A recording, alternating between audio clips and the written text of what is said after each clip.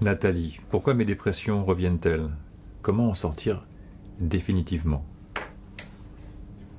Tu vois Nathalie, à mon avis, c'est l'idée de vouloir en sortir définitivement qui crée la dépression.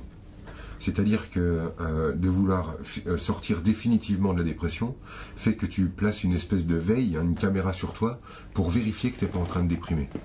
Mais comme en fait l'état dépressif est inhérent à l'humain, c'est-à-dire que dans l'humain, tu as plusieurs couches qui sont emboîtées, simultanées, et tu peux découvrir en toi la partie la plus joyeuse ou la plus dépressive.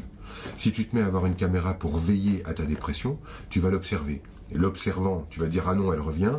Quand tu vas dire ah non, elle revient, elle va t'embarquer un peu plus. Et plus tu vas y résister, plus tu vas te laisser embarquer. Et finalement, je crois que c'est l'idée de guérir le truc définitivement qui crée un lien qui t'y rattache. Accepte en fait d'avoir simplement ce fond, cette possibilité. Lorsque tu sais qu'il y a une possibilité de dépression à l'intérieur de toi et que tu ne cherches pas à t'en débarrasser définitivement, bah tu arrêtes de veiller, donc tu ne mets plus l'angle de vue là-dessus et tu peux continuer de respirer ta vie librement. Finalement, on peut élargir ça. Essayer de se débarrasser définitivement de quelque chose nous renvoie à l'idée de s'en occuper perpétuellement. Et c'est là en fait qu'on finit par nourrir les choses dont on veut se débarrasser. On a compris aussi à travers d'autres vidéos, mais ça peut être judicieux de le rappeler, que l'idée de se sortir d'un état le fait exister. C'est-à-dire que comme nous sommes au fond des dieux vivants et qu'on fera toutes les expériences qu'on souhaite faire, si je souhaite faire l'expérience de me sortir d'une situation, il faut d'abord que je la fasse exister. Et la plupart du temps, en fait, quelqu'un qui cherche à s'en sortir crée le marécage dont elle veut se sortir. Car si vous voulez faire l'expérience de vous en sortir, vous allez faire l'expérience de vous en sortir. Mais attention, ça n'est pas l'expérience d'être sorti. Être sorti, c'est quelque chose dont on ne se rend pas compte. Quand on est sorti d'affaires, on s'en est sorti, c'est-à-dire qu'on est en train d'observer autre chose dans la vie. Quand on est en train de s'en sortir, l'expérience qu'on fait, c'est d'être en train de s'en sortir. Et c'est un mouvement perpétuel. Moi, j'ai vécu avec quelqu'un qui passait son temps à s'en sortir et qui, pendant 15 ans, était en train de s'en sortir. C'est-à-dire que s'en sortir est un mouvement continu où à chaque fois que je veux m'en sortir, je crée le marécage dont je veux m'extraire, donc je veux m'en sortir. Et c'est l'énergie de vouloir s'en sortir qui crée le marécage et ça se nourrit, ça. En fait, c'est quand j'accepte de ne pas m'en sortir et que je me prends tel que je suis et que j'arrête de vouloir faire de ma vie une ère de bonheur, de joie ou de paix et que j'accepte les mouvements, que d'un seul coup, en fait, j'arrête de focaliser sur ce que je ne veux pas. Est-ce qu'on pourrait profiter de la dépression? Mais carrément. Bien sûr qu'on peut. Après, c'est dur de dire ça à Nathalie parce que chez elle, c'est pas une image. La dépression, c'est quelque chose qui va tellement profond chez elle qu'elle n'a même plus la force de vouloir mourir. Donc, ce sont des douleurs profondes. Il y a, j'ai envie de dire, la fausse dépression, celle qu'on raconte, et puis il y a la vraie dépression, celle qu'on ne raconte pas, celle qui est vécue, tu vois.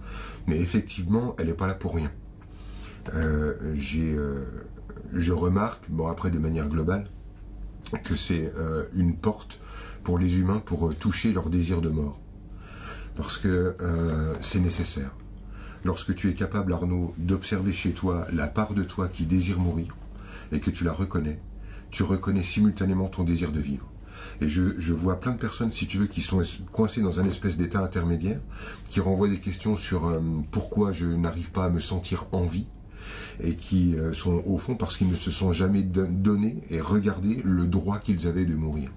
Mais quand je me refuse le droit de mourir, au fond je suis en train de me refuser le droit de vivre simultanément. Alors apprendre avec des pincettes, je ne suis pas en train de conseiller aux gens de se suicider, hein, on entend bien le truc, je suis en train de conseiller aux gens de regarder le droit qu'ils ont, la légitimité qu'ils ont, puisque c'est leur vie, d'y mettre fin s'ils le désirent.